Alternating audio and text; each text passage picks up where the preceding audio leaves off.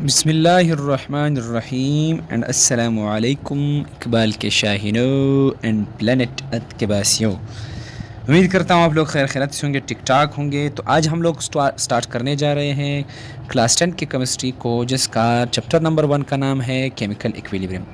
तो इसमें सबसे पहले हमारा टर्म हम समझते हैं टर्म इक्विलिब्रियम को। इक्विलिब्रियम का मतलब क्या है? बैलेंस ऑफ फोर्सेस, फोर्सेस का बराबर होना, फोर्सेस का मतवाजन होना। किस तरह?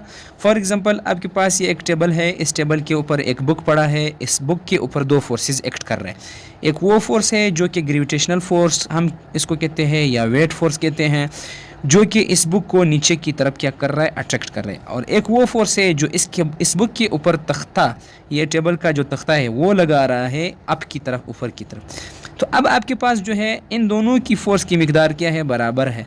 जब बराबर है तो इस वजह से ये बुक किस चीज़ में? रेस्ट में। अगर ये फोर्स वेट का फोर्स ज़्यादा हो जाएगा तो तुम्हारे पास नॉर्मल फोर्स है तो बुक जो है थोड़ा नीचे की तरफ झुक जाएगा। अगर ऊपर वाला फोर्स बढ़ जाएगा तो बुक ऊपर की तरफ जाएगा।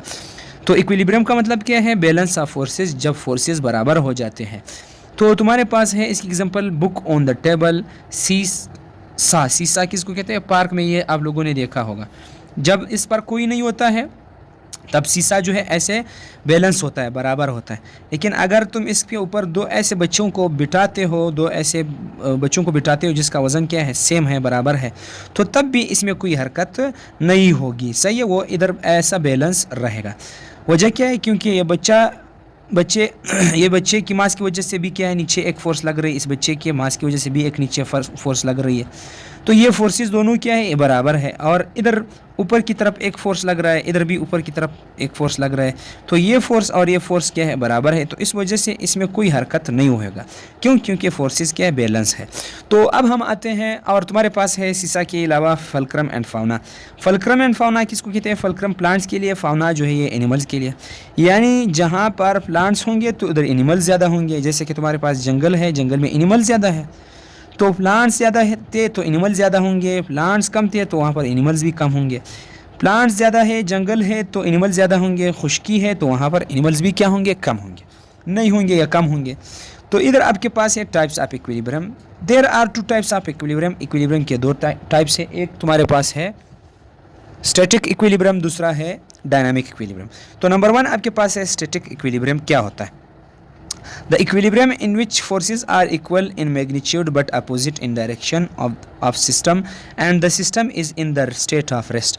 वो equilibrium जिसमें आपके पास लगने वाले forces की मिकदार सेम हो और उसी forces का जो डायरेक्शन है, सिमत है, रुख है, वो अपोजिट हो, वो खिलाफ हो ऑफ द सिस्टम, उसी सिस्टम का। And the system is in the state of rest, और उस स्टेट में कोई हरकत नहीं हो रहा हो। इस तरह की इक्विलिब्रियम को हम क्या कहते हैं? स्टैटिक इक्विलिब्रियम कहते हैं। किस तरह? फॉर एग्जांपल तुम्हारे पास ये वुडन ब्लॉक है, ये लकड़ी का बना हुआ एक टुकड़ा है, ब्लॉक है। एक शख्स इस तरफ से इसके ऊपर फोर्स लगा रहा है 20 न्यूटन, दूसरा शख्स इस तरफ से फोर्स लगा रहा है 20 न्यूटन। तो फोर्सेस की मिकदार क्या है? बराबर है, लेकिन डायरेक्शन क्या है? अपोजिट। एक ईस्ट की डायरेक्शन में फोर्स लगा रहा है, एक वेस्ट की डायरेक्शन में फोर्स लगा रहा है।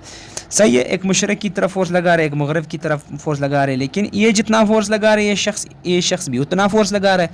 तो उस वक्त आपके पास फोर्सेस की मिकदार चूंकि सेम है तो ये ब्लॉक जो है कहीं हरकत नहीं करेगा, न ये ईस्ट की तरफ जाएगा न वेस्ट की तरफ जाएगा। क्यों? क्योंकि फोर्सेस की मिकदार क्या है? बराबर है। तो जब सिस्टम रेस्ट में हो, फोर्सेस की मिकदार बराबर हो, मैग्नीट्यूड सेम हो, अपोजिट इन डायरेक्शन हो फोर्सेस, इस तरह इक्विलिब्रियम को हम क्या कहते हैं? स्टैटिक इक्विलिब्रियम कहते हैं।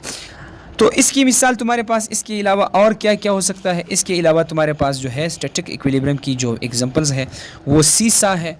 सीसा यानी वही आपके पास पार्क में जो मौजूद होता है। फल्क्रम एंड फाउना, ये प्लांट्स और एनिमल्स, ये भी क्या है? जहाँ प्लांट्स ज़्यादा होंगे वहाँ एनिमल्स ज़्यादा होंगे, जहाँ एनिमल्स ज़्यादा थे तो वहाँ पर प्लांट्स भी ज़्यादा होंगे। खुश्की पर प्लांट्स नहीं होते तो एनिमल्स भी कम होंगे। जंगल में प्लांट्स ज़्यादा है तो एनिमल्स भी ज़्यादा है। दूसरी टाइप है dynamic equilibrium. The equilibrium in which different phases are inter converting into each other. वो इक्विलिब्रियम जिसमें मुख्तलिफ मरहले एक दूसरे में क्या हो रहे हैं? तब्दील हो रहे हो। With the same magnitude of forces, और उस इक्विलिब्रियम में जो फोर्सेस है उसकी मैग्नीट्यूड बराबर है, but system in the state of is in the state of motion, system किस चीज़ में, हरकत में है, तो इसको हम क्या कहते हैं, डायनामिक इक्विलिब्रियम। तो आइए इस एग्जांपल से हम समझते हैं rate of evaporation, rate of condensation. For example पहले इसको समझते हैं। मान लो ये आपके पास क्या है, ये एक बाल्टी है, एक टब है, जो भी तुम समझते हो। तुमने क्या किया है, इसमें यहाँ तक पानी डाला है। पानी जब तुमने यहाँ तक पानी डाला, पानी डालने के बाद आपने क्या किया, इसके ऊपर एक टेप लगाया। टेप मतलब नलका है जो कि इधर से पानी इसमें आ रहा है। जैसे ही आपने क्या किया, इधर नलके को खोल दिया और इधर उसी वक्त तुमने क्या किया, इसमें सुराख कर दिया।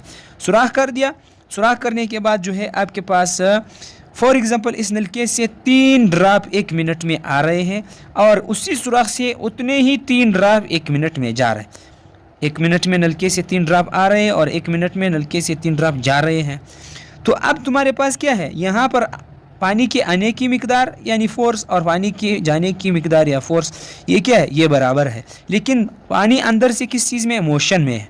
पानी अंदर से यानी ये सिस्टम अंदर से किस चीज़ है, मोशन में। पानी आ रहा है, पानी जा रहा है, तो सिस्टम किस चीज़ है, मोशन में है।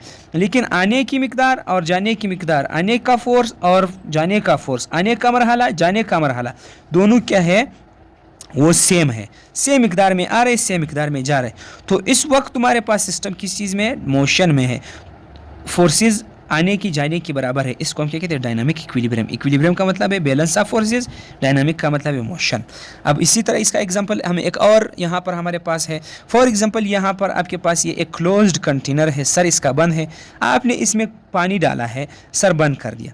पानी डाला है, पानी का for example temperature 10 degree centigrade है, बाहर का टेम्परेचर 20 डिग्री सेंटीग्रेड है।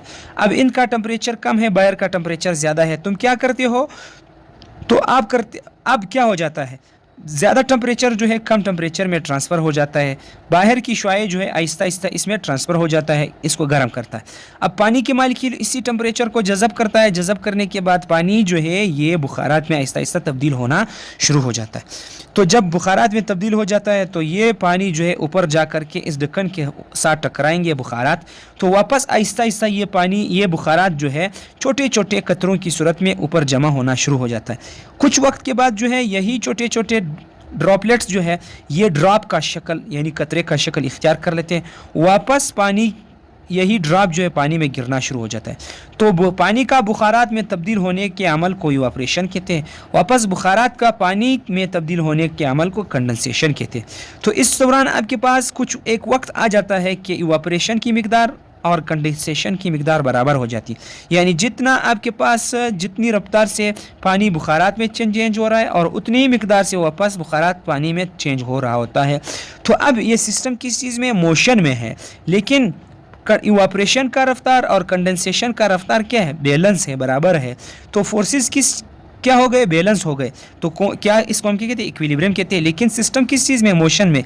इस तरह के इक्विलिब्रियम को हम क्या कहते हैं, डायनामिक इक्विलिब्रियम कहते हैं। तो अब आपके पास है almost all natural processes occurs इन डायनामिक मैनर। तुम्हारे पास जितने भी नेचुरल फोर्सेस है, नेचुरल प्रोसेसेस है, तरीके हैं, वो अक्सर डायनामिक इन मैनर होते हैं, डायनामिक अंदाज से हो रहे हैं। जैसे कि कार्बन डाइऑक्साइड है, कार्बन डाइऑक्साइड साइकिल। तुम जितना कार्बन डाइऑक्साइड मतलब खारिज कर रहे हो, किसी चीज़ों को जला रहे हो, कोयले को जला रहे हो, पेट्रोल को जला रहे हो, इसी तरह मुख्तलिफ जो वुड को जला रहे हो, तो फिज़ा में कार्बन डाइऑक्साइड बढ़ रहा है, लेकिन वापस दख्ती इसको क्या कर रहा है, कम कर रहा है।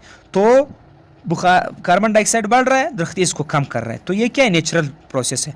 तो अब आपके पास ये क्या है, जितना बढ़ रहा है, बढ़ने का मिकदार, और वापस क्या हो रहा है, कम हो रहा है। तो बढ़ना भी एक फोर्स है, कम होना भी एक फोर्स है, लेकिन ये सिस्टम किस चीज़ में है, मोशन में है। तो हम इसको क्या कहते हैं, डायनामिक इक्विलिब्रियम। नाइट्रोजन साइकिल भी तुम्हारे पास क्या है, नाइट्रोजन साइकिल भी तुम्हारे पास है डायनामिक इन मैनर। नाइट्रोजन साइकिल क्या है कि ये नाइट्रोजन वापस प्लांट्स क्या कर रहे हैं, इसको इस्तेमाल कर रहे हैं। प्लांट्स के रूट्स के अंदर बैक्टीरिया इसको नाइट्रोजन को तोड़ रहे हैं, वापस किधर भिजवा रहे हैं।